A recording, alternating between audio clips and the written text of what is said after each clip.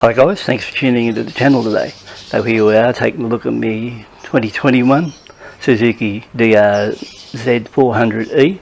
So the E version here in Australia comes with 21-inch front wheel and 18-inch rear.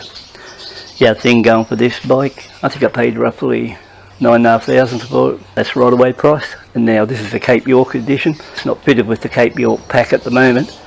According to the dealer, when it comes back for the first service, Suzuki actually send those parts out to the dealer in the next 2 or 3 weeks, and then when the bike comes back in, as far as I know, those items are fitted to the bike free of charge.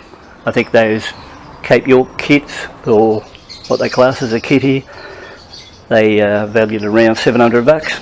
So what you get is some sort of a, and I'm not much into these motocross bikes, so, or whatever they are, but anyway, you get different sort of handlebars. I think these are steel and the other alloy, whatever the case. Better grips.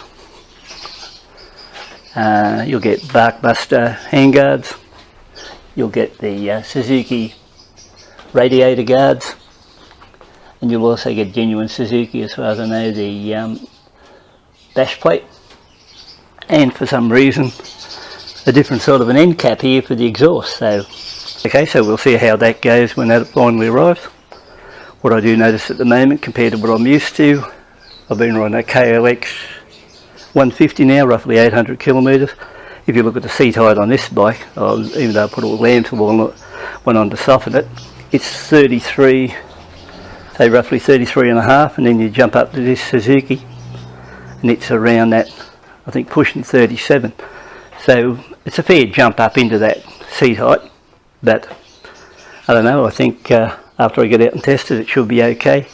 If not, there's a few mods I suppose I can do with it. But let's take a look at the Speedo Reading now, and I'll kick the bike over and I'll just show you what it's done.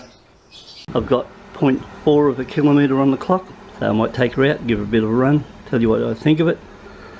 We'll just swing around and have a look at it. Certainly looks the part.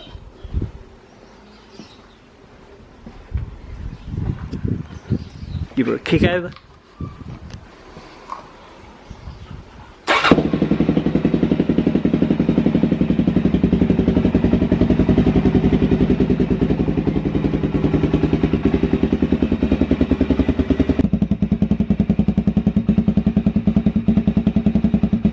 You've heard the bike kick over now. It's only got a fraction of a kilometre on, 0.4 or something like that. The one thing I did notice about this bike from stock standard, and once that kick over proved it, these are very loud, and I think in some ways they're a lot louder than what I'm used to anyway. So bit of one of the loudest bikes. The only one I can consider it's probably a near run for that type of noise is a couple of years back I had a Triumph here with a narrow exhaust system on it. That was a Triumph 900, and it was pretty loud, and I think this one's as loud as that, so you won't miss this one coming. I think I'll be wearing earplugs for sure. So what I would say about this Suzuki is, over the years I've had a bit of variety of bikes, and I've had some, fair percentage of cars. The lowest car I've ever owned to sit in, which was a real problem, was a Lotus Elise I had going back. That was a supercharged one too, so it was a pretty good car. So that's the lowest I've sat on in anything. And then I get to this one, and it's a really steep climb, you could say, sitting up onto that seat there. So I really don't know how I'll go in that line, and whether or not we'll just see what it's like, and whether it's not, it's a bit on the scary type of a ride. But if it is, I can always work on lowering the seat, but first up I'll have to try it first.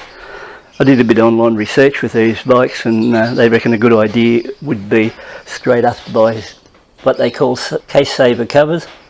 So apparently these are really got a habit of, if the bike goes over, you can bang up against them or put a dent in them or crack them or all those sorts of things.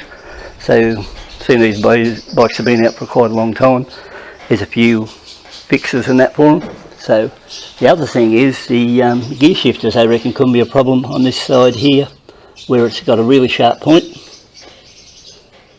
and can crack into the case on a thing. So I've got to look at maybe filing those down on both sides, the brake on one side and the gear change on this. And then while I'm at it, They also say the side stand switch can be a bit of a problem if it gets wet, followed on by these breather hoses under here. So I may look at relocating them when I decide to go for a run on the dirt, and maybe think about disconnect the side stand switch. Haven't decided yet, but it could happen. So in the meantime, that's a bit of a look at the bike. Seems pretty good value, seems not a bad looking bike, so I think I should be able to have a bit of fun with it, and I'll be able to see when I get out and run it how a 40 horsepower bike stacks up against this one over here with 12 horsepower. Now, I've got nothing against this little bike because I've had a fair bit of fun on that in the 850 k's I've travelled on it. So 850 exactly. So it's been a good little one, but I do find it lacks a little bit of power on the hills. So when I take this other bike out, or the DRZ, or some people say DRZ, but we say Z here, I'll be able to see how it pulls a hill and see how it goes.